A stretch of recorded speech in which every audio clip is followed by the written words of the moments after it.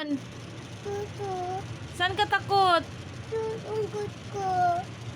Ano ba yun? Tuto. Wala naman na ipis ah. Kanina pa yun, umalis na. Saan ka dinapuan ng ipis? Tuto. Sa muka?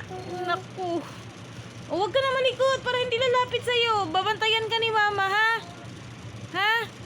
Babantayan ka ni mama ha? Huwag ka na iyak ha? Tapang ikaw ha?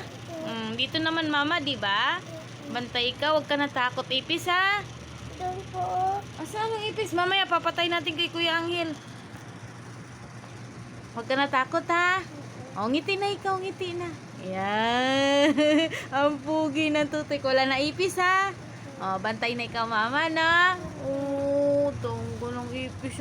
Saan ba dinapuan ng tutoy ng ipis? Saan? Sa mukha? Oh, kawawa naman. Yung ipis yun sa TikTok mahal eh. Ipis sa TikTok lang yon. Hindi naman talagang totoong ipis yun eh. Nakikita mo lang yun sa camera. Takot talaga ikaw sa ipis? Oo naman. Pinakagwapo nga ngiti ni tutoy ko, be. Pogi. Isang pinakapogi.